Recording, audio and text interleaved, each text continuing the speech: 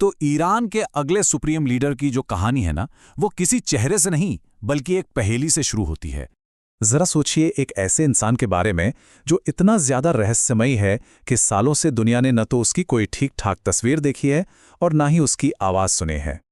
लेकिन कमाल की बात देखिए, जैसे ही सुप्रीम लीडर के पद के लिए इनका नाम हवा में आया, बस नाम ही आया था कि वॉशिंगटन से लेकर तेल अवीव तक सत्ता के गलियारों में मानो भूचाल आ गया। तो सवाल ये उठता है कि ऐसा क्यों है।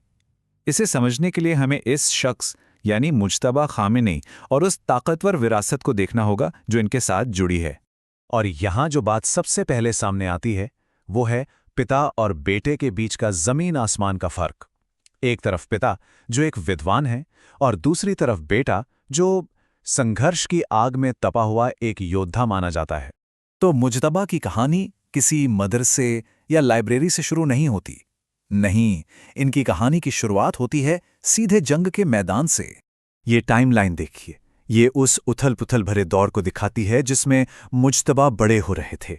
एक क्रांति हुई, एक नए सुप्रीम लीडर आए और फिर एक ऐसा भयानक 8 साल लंबा युद्ध शुरू हुआ जिसने उनकी पूरी पीढ़ी की पहचान ही बदल दी।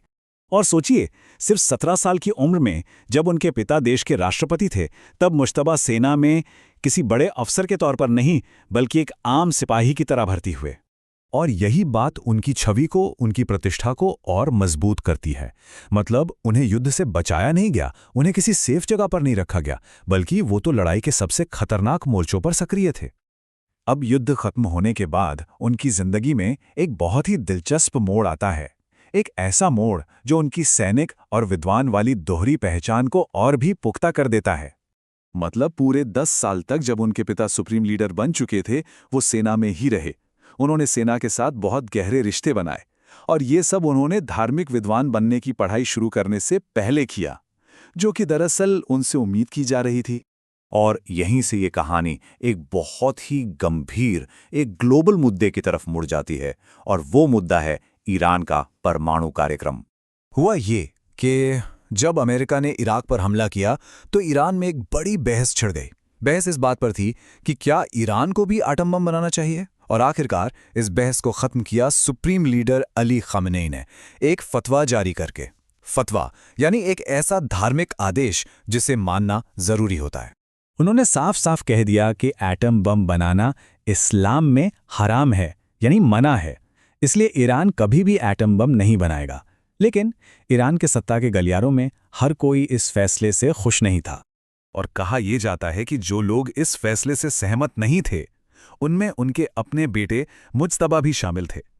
वो निजी तौर पर मानते थे कि ईरान के पास एक परमाणु हथियार होना ही चाहिए।